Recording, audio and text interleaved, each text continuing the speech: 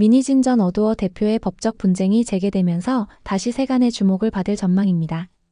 법원은 26일 월요일 전 여직원 A씨가 미니진 전 대표를 상대로 제기한 1억 원 상당의 손해배상 소송에 대한 두 번째 변론 기일을 진행할 예정입니다. A씨는 작년 8월 미니진을 명예훼손 혐의, 개인정보법 위반 혐의 등으로 형사 고소했고 서울서부지방법원을 통해 미니진에 대한 손해배상 소송도 제기했습니다. 하이브 레이브 소스뮤직과 빌리프랩의 손해배상 청구 소송도 미니진을 상대로 잇따라 각각 진행할 계획입니다. 법원은 오는 30일 아일리 소속사 소스뮤직이 미니진에게 제기한 5억 원 상당 손해배상 청구 소송 2차 변론 기일을 진행할 예정입니다. 르세라핌 소속사 빌리프랩이 미니진을 상대로 제기한 20억 원 상당의 손해배상 청구 소송의 세 번째 변론 기일은 당초 5월 2일에서 오는 7월 18일로 연기해 진행할 예정입니다. 아울러 뉴진스 측은 6월 5일 예정된 전속계약 유효 확인 소송 2차 변론을 앞두고 대형 로펌 세종 소속 변호인을 14명으로 늘렸는데 일부는 미니진 전 대표의 법적 대리를 맡았던 인물들로 알려졌습니다. 그런데 피프티피프티 소속사 어트랙트가 템퍼링 혐의 안성일 등 일당에게 제기한 130억 원 손해배상 청구 소송, 워너뮤직 코리아 진승영 전 대표와 윤영근 전무에게 제기한 200억 원 손해배상 청구 소송 등은 법원의 늑장 대응으로 계속 미뤄지고 있습니다. 방시혁 하이브 의장은 미니진 및 뉴진스 사태 등으로 추락했던 브랜드 가치 제고를 위해 이보영 신세계 전무를 이번 주 하이브 크리에이티브 총괄 임원으로 합류시킵니다. 이보영 전무는 SM엔터테인먼트의 공개 연습생 SMTR25의 멤버 니콜라스가 조카라고 하니 K-팝과 인연도 있는 셈입니다. 자세한 이야기 구체적으로 살펴볼까요? 미니진 어도어 전 어도어 대표와 전 직원 A씨 간의 법적 분쟁이 계속되고 있습니다. 서울 서부지방법원 제21민사 단독 재판부는 26일 월요일 여직원 A씨가 미니진을 상대로 제기한 1억 원 상당의 손해배상 소송에 대한 두 번째 변론 기일을 진행할 예정입니다. A씨는 지난해 8월 미니진을 명예훼손 혐의, 개인정보법 위반 혐의 등으로 경찰에 형사 고소했습니다. 이어 서울 서부지방법원을 통해 미니진에 대한 1억 원 손해배상 청구 소송도 제기했습니다. A씨는 당시 이상우 어도어 부대표로부터 직장 내 괴롭힘과 성희롱 등의 피해를 입었다고 주장하며 문제를 제기했습니다. 이와 함께 당시 어도어 대표였던 미니진이 이를 은폐하려 했다고 주장해 논란이 일었습니다. 이에 대해 미니진은 A씨와 나눈 모바일 메신저 대화 내용 및 18장 분량의 입장문을 내며 해당 의혹을 반박했습니다. 지난 1월 서울서부지방법원은 손해배상소송 사건에 대한 조정 기일을 열었습니다. A씨 측이 미니진의 사과가 있으면 조정에 응할 의사가 있다고 밝힌 반면 미니진 측은 사실관계를 전혀 인정할 수 없다며 조정에 응하지 않아 조정은 결렬됐습니다. 지난 3월 진행된 첫 변론 기일에서 재판부는 제출된 검증 목적물에 대해 필요한 부분을 정리해 의견을 내달라고 요청했습니다. 한편 고용노동부 서울지방고용노동청 서울서부지청은 지난 3월 미니진에게 과태료 부과를 위한 사전통지를 보냈습니다. 당시 사업주로서 직장 내 괴롭힘을 제대로 조사하지 않았다는 이유에서입니다.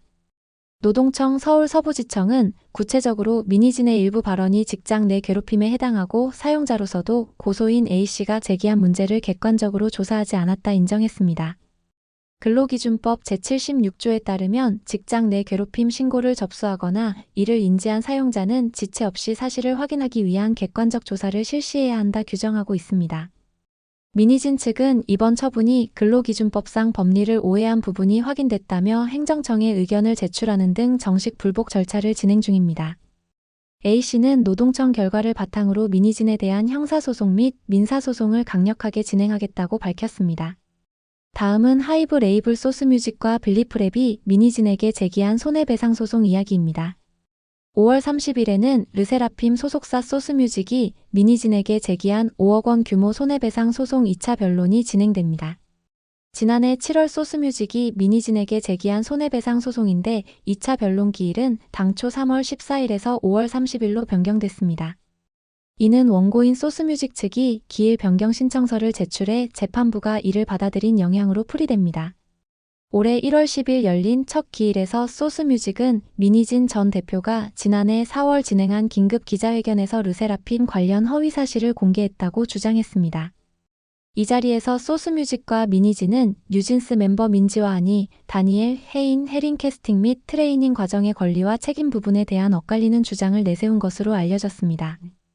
또 소스뮤직은 뉴진스 멤버 5인을 상대로 제기한 기획사 지위, 보전 및 광고 계약 체결 등 금지 가처분 신청 소송에서 뉴진스 측이 르세라핌과 비교해 차별 대우받았다고 주장한 데 대해서도 사실무근이라고 반박한 바 있습니다. 뉴진스 멤버들은 지난 3월 직접 출석 의무가 없는 가처분 소송 신문기일에 참석해 적극적으로 입장을 밝히기도 했습니다. 하지만 법원은 지난 3월 21일 뉴진스 주장 11개 모두를 기각하고 소속사 어도어 손을 들어주었습니다. 따라서 소스뮤직은 뉴진스와 주장이 비슷한 미니진에게 송수할 가능성이 매우 높다고 할 수 있습니다. 아울러 아일리 소속사 빌리프랩이 미니진에게 제기한 20억 원 손해배상 청구 소송은 오는 7월 18일 세 번째 변론 기일이 예정돼 있습니다.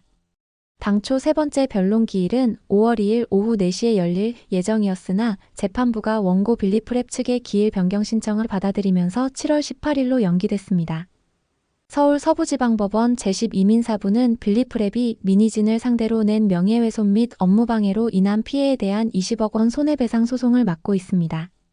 앞서 지난 3월 7일 진행된 두 번째 변론 기일에는 빌리프랩 김태호 대표가 방청석에 참석해 양측의 변론을 경청했습니다.